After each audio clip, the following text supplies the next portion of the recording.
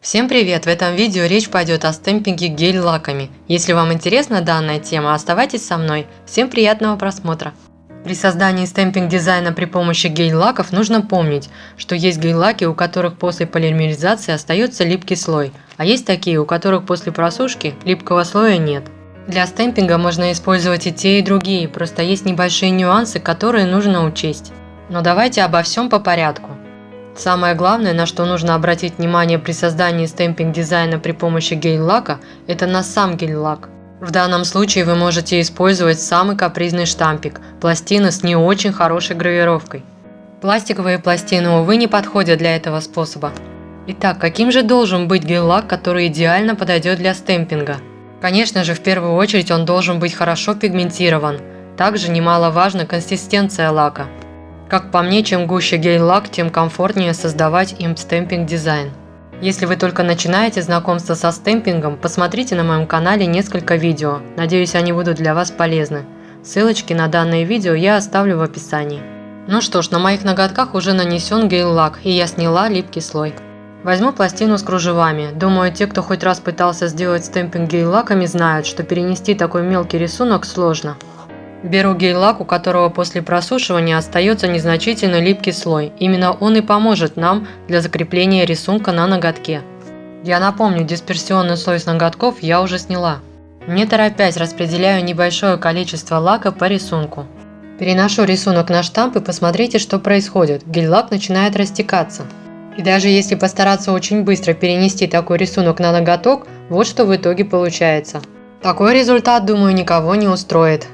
Теперь мы сделаем все то же самое, только после того, как перенесем рисунок на штамп, тут же помещаем штамп под маникюрную лампу. Через 10 секунд я достаю наш штампик и переношу рисунок на ноготок. Время просушки рисунка на штампе в лампе может быть разным. Это зависит от мощности вашей лампы и от пигментации лака. Подождите минуту-две, пока лак остынет и процесс полимеризации закончится. Дисперсионный слой за это время на рисунке еще крепче приклеится к ноготку. На матовых или забафленных штампиках гель-лак расплывается медленней, но все равно нужно стараться как можно быстрее поместить штампик с рисунком в лампу. Если вдруг получится так, что перенесенный рисунок смазался или съехал, да-да, такое тоже бывает, нужно тут же удалить его при помощи безворсовой салфетки, смоченной в ацетоносодержащей жидкости. Если для стемпинга вы используете гель-лак, у которого после полимеризации нет липкого слоя, то тогда снимать липкий слой с ноготков не нужно. В данном случае я сушила рисунок в лампе 30 секунд, поэтому рисунок получился менее эластичным. При полной просушке получается такой тонкий своего рода слайдер, очень похожий на основу для реверсивного стемпинга. Но о реверсивном стемпинге гель-лаками расскажу вам в одном из своих ближайших видео. Хочется отметить, что при полимеризации рисунка в лампе желательно найти золотую середину. Если не досушить рисунок, то он может смазаться, а пересушенный рисунок может не очень хорошо разместиться на ноготке.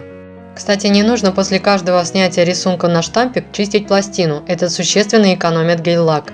Через пару минут лишнее можно подрезать ножницами и уже потом перекрываем дизайн топом. Как я уже говорила, на пластиковой пластине такой способ не работает. Все дело в том, что как бы тщательно вы не убирали лишний лак с пластины, он все равно переносится на штамп. При этом не важно, какая подушечка у вас на штампе, прозрачная или матовая. Какими лаками делать стемпинг-дизайн, решать только вам. Я просто показала вам один из способов.